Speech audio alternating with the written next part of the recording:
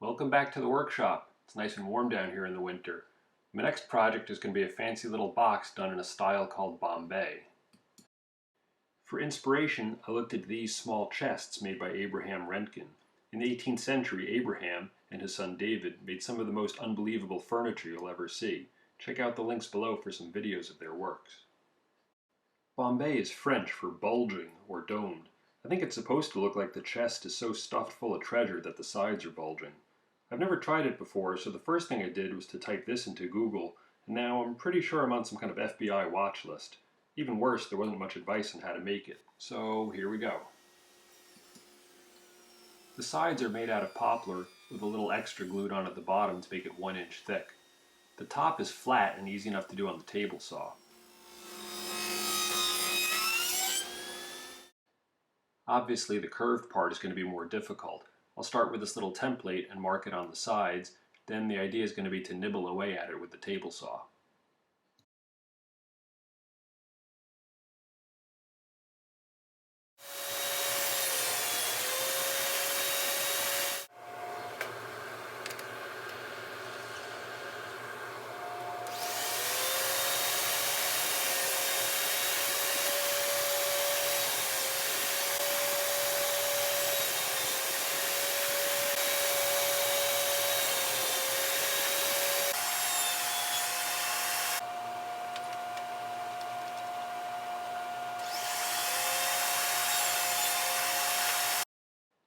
That gets us close to the line on this part of the curve.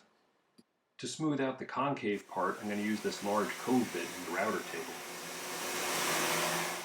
The convex bottom can be roughed out on the table saw with the blade tilted slightly.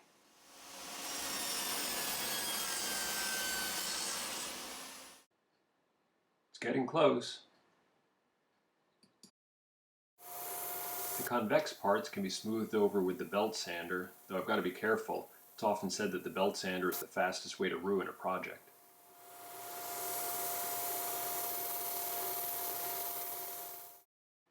The concave parts are going to be a little more work. I'm going to start with this card scraper and then do a little more sanding.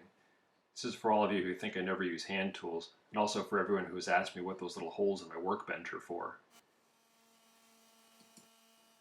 With the sides Bombayed into shape, it's time to veneer them using one of my favorite techniques, marquetry. This image is from a tutorial on my YouTube channel, and the Bombay box is going to look somewhat similar. Instead of walnut, I'm using this gorgeous quarter-sawn Bubinga veneer, and instead of diamonds and reverse diamonds, I'm using diamonds and these little swirl patterns. All of these patterns I borrowed from the Roentgens.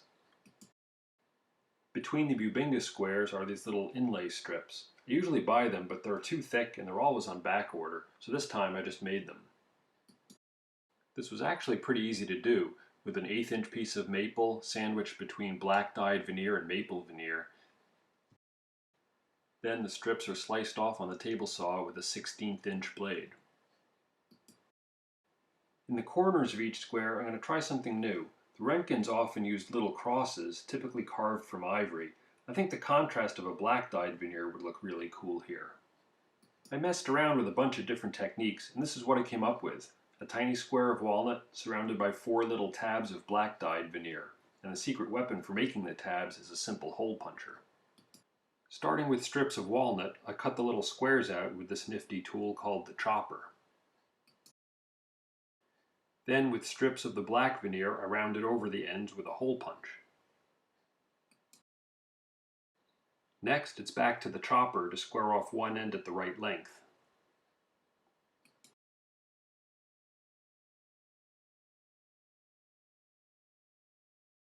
And the last step is to glue 4 of the little black tabs around a walnut square and let them dry. A piece of contact paper holds them in place temporarily.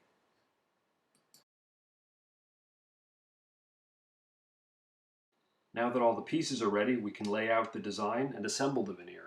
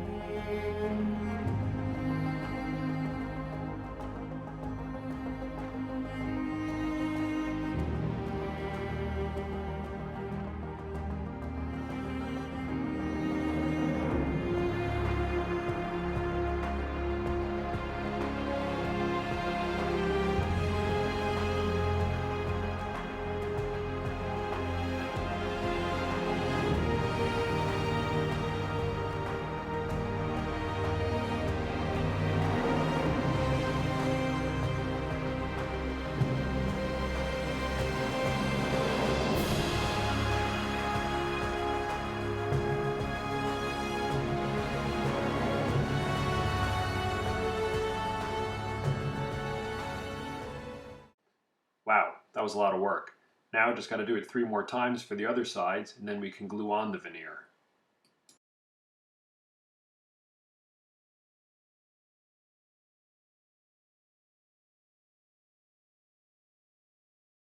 For gluing veneer to a curved surface, you just got to have a vacuum press. Watch closely as 14.7 pounds per square inch, evenly distributed, works its magic.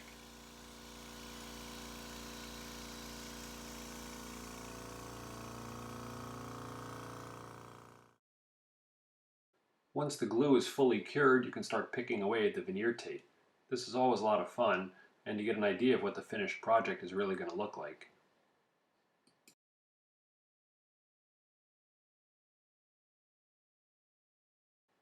I veneered the inside of the chest with tiger stripe maple. The lighter colored wood gives the chest a sort of inner glow. A good tip for finishing maple is to dye it with an amber dye before sanding. The dye really accentuates the curly figure. The 4 sides are ready to cut to length. They are joined with a simple 45-degree miter joint, and for extra strength, a little spline will go in this groove, also cut at 45 degrees.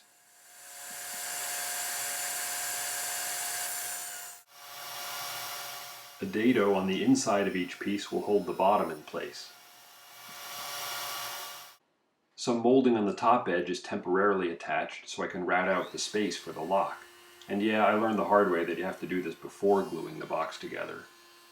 The lock actually requires 3 mortises for installation. First a shallow one for the flange, then a deeper one, and then shallower one on the edge for that part of the flange. Now is also a good time to drill some holes for these decorative handles. Finally, it's time to glue the case together with the 4 sides, a bottom which is also veneered with tiger stripe maple, and 4 little splines to give these miter joints some extra strength. The flat part can be clamped together with this framing clamp, and on the curvy part I'll use a band clamp.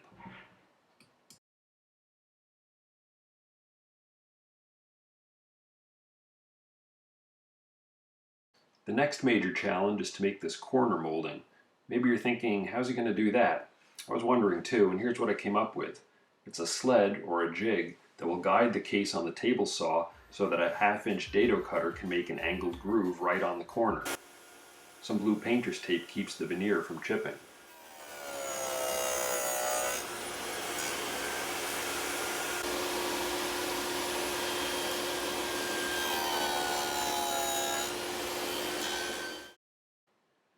To make the corner molding itself, start with a template.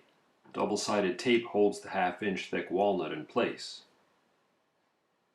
Then, rough cut it to approximate shape with a bandsaw. And then on the router table, route out the profile. Part of this molding cutter has the 1/8-inch bead I'm looking for, so I'll route the bead on one side and then flip it over and route the other side.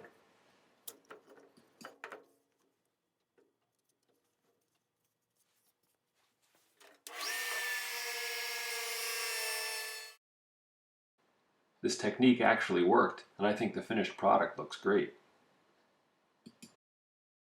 Next up, it's the base. It's composed of this frame and some bracket feet. I like to fill the pores and sand the trim before assembly, as it'll be much harder to get into these spaces later. The bracket feet start by routing a cove in some 1-inch thick walnut, then by rounding over the profile with a block plane and some sandpaper.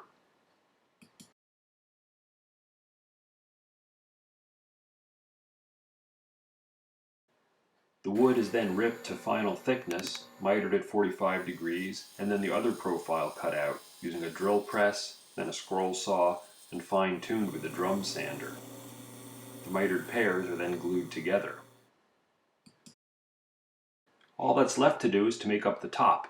It's going to be a frame and panel construction with this profile for the frame. The panel is a piece of MDF, veneered of course, with a large cove all around. The coves get veneered with long diamonds of bubinga.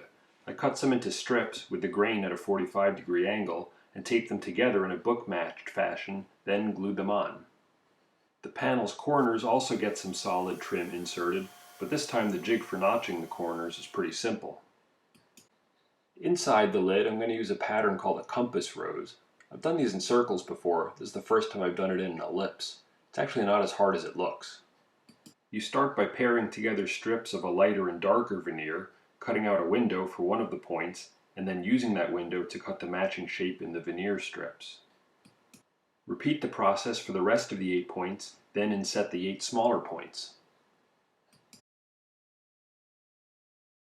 The very top of the lid is another veneered panel, trimmed out with a bullnose profile.